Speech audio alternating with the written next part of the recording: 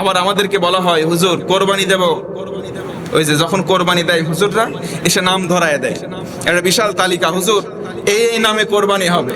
হুজুরে আবার বিপদে পড়ে, ওইগুলো না বাবা না নালিয়ে হুজুরকে শেষে জবাই করার কিছু হাদিয়া দেয়, ওটাও দিবা না। আজকে হুজুররা আমরা নির্যাতিত আর নিষ্পেষিত। একটা কথা মনে রাখবেন, স্পষ্ট একটা কথা দিমাগ দিয়ে শোনেন, মনে রাখবেন, কোন ব্যক্তির নামে কোরবানি দেওয়া হারাম, কোন ব্যক্তির নামে কোরবানি দেওয়া হারাম, হারাম এবং হারাম। কথা আরেকটু বুঝবেন, কোরবানি হবে ব্যক্তির পক্ষ থেকে আল্লাহর নামে। কার নামে? ব্যক্তি বাদে কোরবানি একমাত্র হবে আল্লাহ পাকের নামে। আল্লাহর নাম বাদে যদি কোনো কিছু জবেহ করা হয়, সেই জন্তুটা খাওয়া আমাদের জন্য হারাম হয়ে যায়। আল্লাহ তাআলার নামে কোরবানি হবে। কার নামে? আরেকবার এই ধারণাটা স্বচ্ছ করেন, কার নামে কোরবানি হবে? তবে ব্যক্তিরা যে কোরবানির গরু কিনে আনে, পশু কিনে আনে, তাহলে কি হবে?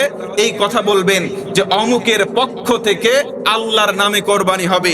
আপনি গরু কিনেছেন, অমুক আব্দুর রহমান, আব্দুল্লাহ আপনার নাম, আব্দুল্লাহর পক্ষ থেকে আল্লাহর নামে কোরবানি হবে। কথার স্পষ্টতা বুঝাতে পেরেছি?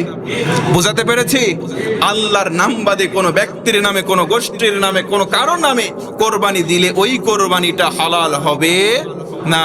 আল্লাহ তাআলা কোরআনে কারিমে সূরা নিসার মধ্যে স্পষ্ট জানিয়ে দিয়েছেন, কোরবানি কেবলমাত্র আল্লাহর নামেই হতে হবে।